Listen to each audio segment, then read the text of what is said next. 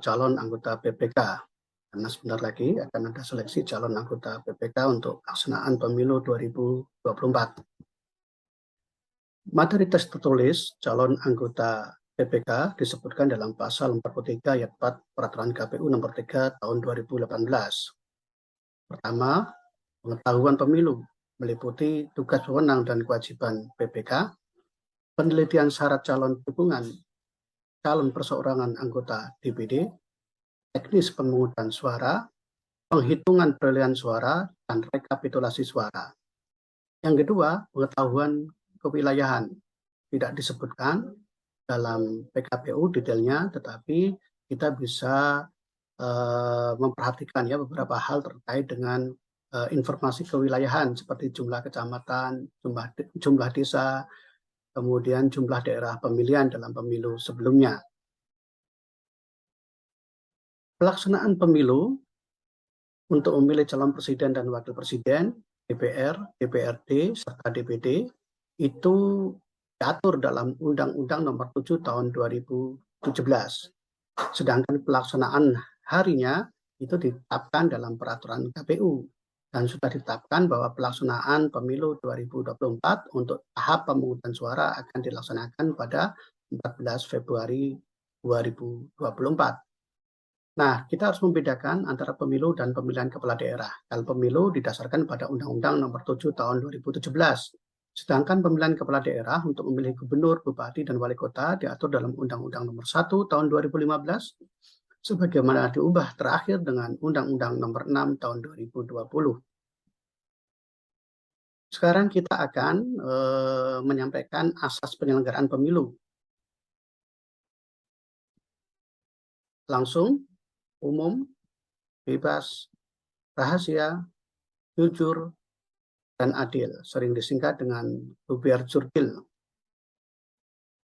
Jadi kita harus membedakan antara asas penyelenggaraan pemilu dan prinsip penyelenggaraan pemilu. Yang tadi sudah disebutkan adalah asas penyelenggaraan pemilu, dan sekarang kita akan membahas soal prinsip penyelenggaraan pemilu.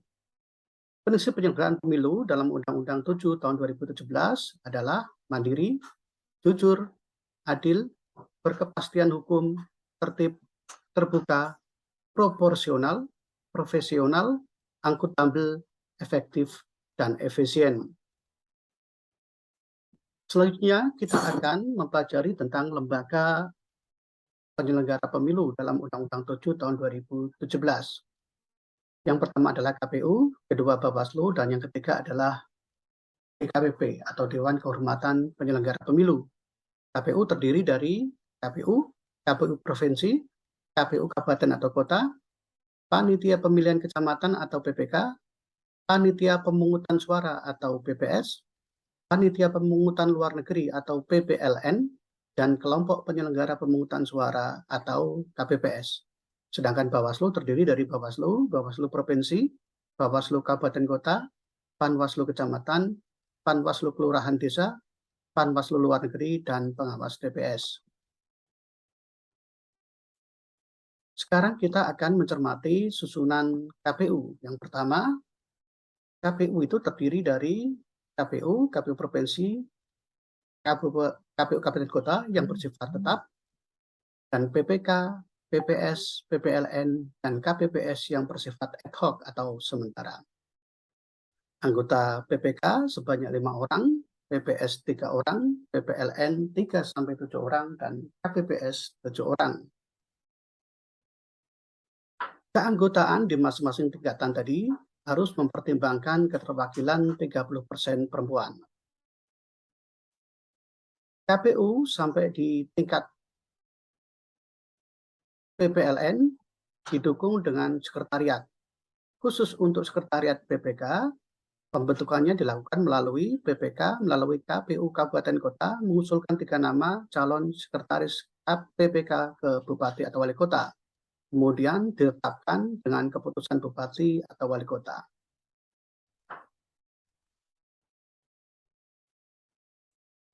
Anggota PPK dan PPS diangkat dan diberhentikan oleh KPU Kabupaten Kota. Anggota PPLN diangkat dan diberhentikan oleh KPU atas usul Kepala Perwakilan Republik Indonesia sesuai dengan wilayah kerjanya. Syarat anggota PPK, PPS, KPPS, PPLN, dan KPPS luar negeri. 1. Warga negara Indonesia, paling rendah berusia 17 tahun, setia Pancasila, UUD, NKRI, Bhinneka Tunggal Ika, dan cita-cita proklamasi. Mempunyai integritas pribadi yang kuat, jujur, dan adil. Tidak menjadi anggota parpol, dibuktikan dengan surat pernyataan, atau sekurang-kurangnya dalam 5 tahun tidak lagi menjadi anggota partai politik, dibuktikan dengan surat keterangan dari pengurus partai politik. Berdomisili di wilayah kerja PPK atau PPS atau KPPS atau PPLN dan KPPS luar negeri. Mampu secara jasmani, rohani, dan bebas dari penyalahgunaan narkotika. Berpendidikan paling rendah SMA atau sederajat. Tidak pernah dipidana penjara berdasarkan putusan pengadilan yang telah memperoleh kekuatan hukum tetap karena melakukan tindak pidana yang diancam dengan pidana penjara 5 tahun atau lebih. Dalam peraturan KPU, syarat yang sudah diatur dalam Undang-Undang 7 tadi ada penjelasan lebih rinci. Pertama, terkait dengan syarat tidak dalam ikatan perkawinan dengan sesama penyelenggara pemilu. Kemudian yang kedua, dalam hal persyaratan pendidikan setingkat SMA tidak dapat dipenuhi, maka dapat dilakukan semacam dispensasi ya, tidak mampu membaca dan menulis. Kemudian ada syarat tambahan, belum pernah 2 kali dalam jabatan yang sama.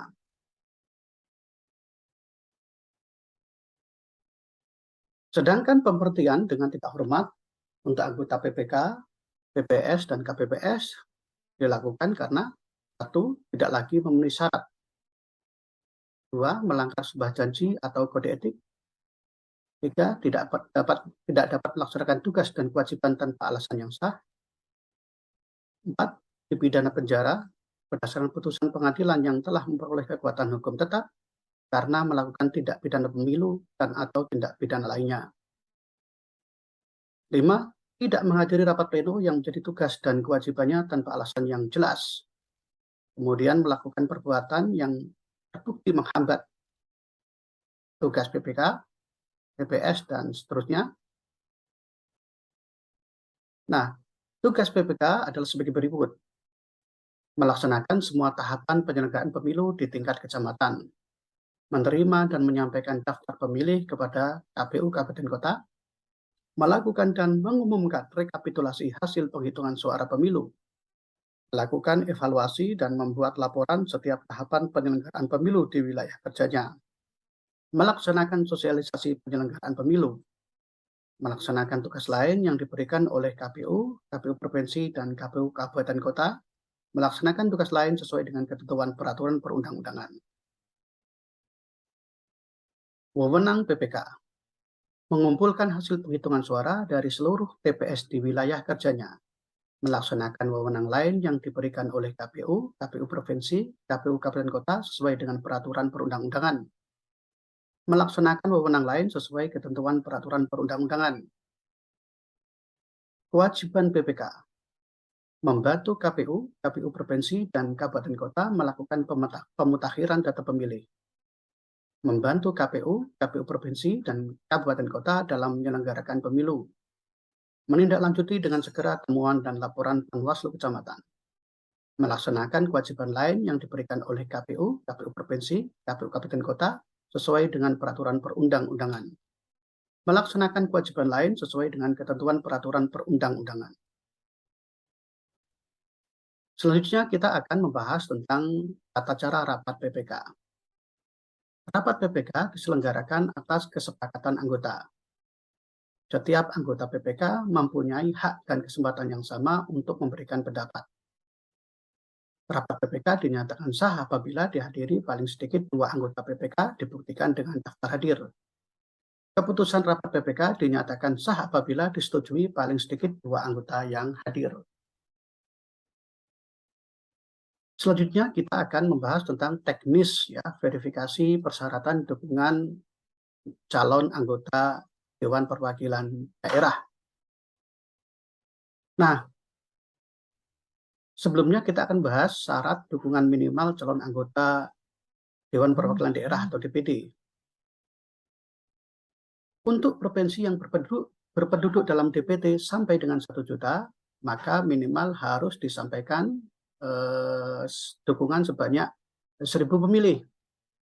Sedangkan provinsi yang terakhir ya, provinsi berpenduduk dalam DPT lebih dari 15 juta, maka jumlah dukungannya sebesar 5.000 pemilih. Seperti Provinsi Jawa Tengah, karena penduduknya lebih dari 15 juta, maka seorang calon anggota DPD harus menyampaikan syarat dukungan paling kurang 5.000 pemilih. Dan dukungan harus tersebar di paling sedikit 50% dari jumlah kabupaten dan kota di provinsi yang bersangkutan.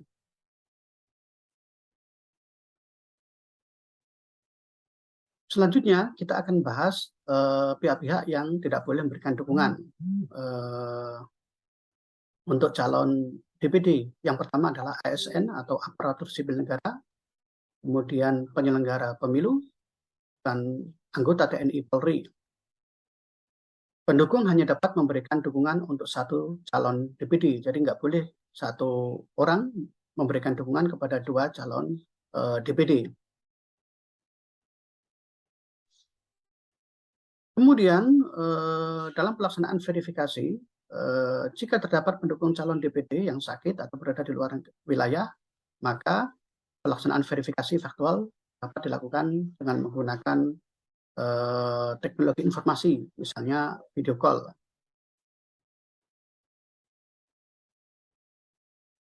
Jika terdapat pendukung calon DPD yang meninggal, maka tetap dinyatakan memenuhi syarat apabila pendukung meninggal dunia sejak masa penyerahan dukungan, dan tidak memenuhi syarat apabila pendukung meninggal dunia pada masa sebelum penyerahan syarat dukungan. Jika terdapat pendukung yang tidak dapat dipenuhi, maka KPU Kabupaten Kota akan meminta calon DPD atau petugas penghubung untuk menghadirkan pendukung. Jika pendukung tidak hadir sampai dengan batas waktu yang ditentukan, dukungannya dinyatakan tidak memenuhi syarat. Kemudian kita akan bahas soal teknis pemutakhiran data pemilih. Nah, dalam tahap ini akan dibentuk panitia pendaftaran pemilih atau Pantarlih. Dalam melaksanakan pemutakhiran data pemilih, KPU Kabupaten Kota dibantu oleh Pantarlih, PPS, dan PPK. Pantarlih terdiri atas perangkat kelurahan atau desa, RW, RT, atau warga masyarakat. Pantarlih diangkat dan diberhentikan oleh PPS. Nah, ini adalah alur pelaksanaan pemutakhiran data pemilih. Yang pertama, KPU Kabupaten Kota akan menyusun daftar pemilih, yang kemudian daftar pemilih ini akan dicoklit atau dicocokkan dan dipenelitian oleh Pantarlih dari rumah ke rumah.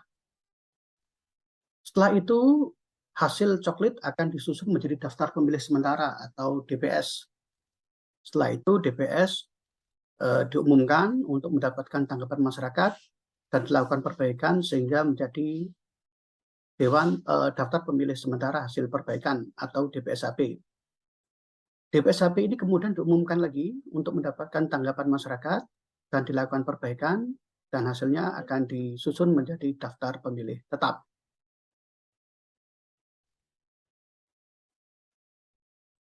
Daftar pemilih paling sedikit memuat 1 nama, 2 tanggal lahir, 3 jenis kelamin, 4 alamat, dan 5 nomor induk kependudukan. Kemudian kita melanjutkan pembahasan tentang hari pemungutan suara.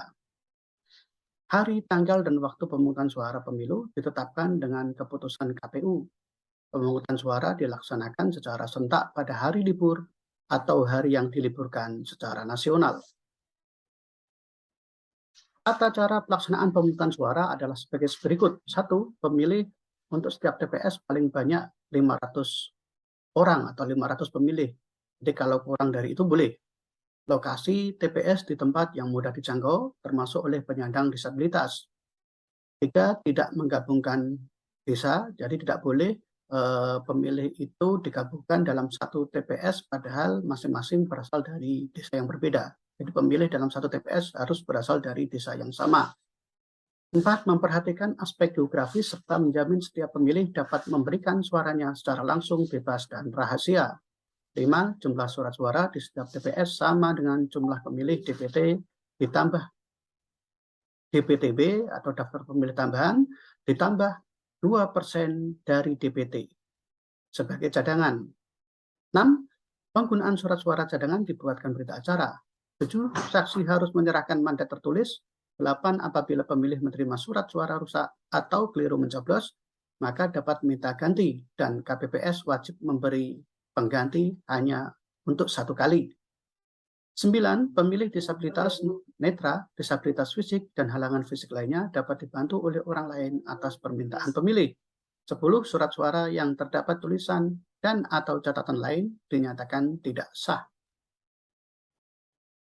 Pemilih yang berhak nyoblos di TPS. 1. Pemilih DPT atau daftar pemilih tetap. Pemilih ini adalah pemilih yang sudah berKTP elektronik dan memenuhi syarat termasuk berusia 17 tahun atau sudah kawin dan terdaftar dalam DPT. 2. Pemilih tambahan atau DPTB. Kita sering menyebutnya pemilih pindahan. Nah, pemilih DPTB ini adalah pemilih yang sudah terdaftar dalam DPT, tetapi karena alasan tertentu, dia tidak bisa menggunakan hak pilihnya di TPS tempat dia terdaftar dalam DPT. Alasannya misalnya sakit, atau ada tugas, ya, atau alasan lain, termasuk pindah domisili. Kemudian yang ketiga, daftar pemilih khusus atau DPK. Saya sering menyebutnya daftar pemilih kelewatan atau DPK. Nah, pemilih DPK ini adalah pemilih yang sudah memenuhi syarat, sudah berKTP elektronik, berusia 17 tahun atau sudah kawin, tetapi tidak masuk dalam DPT.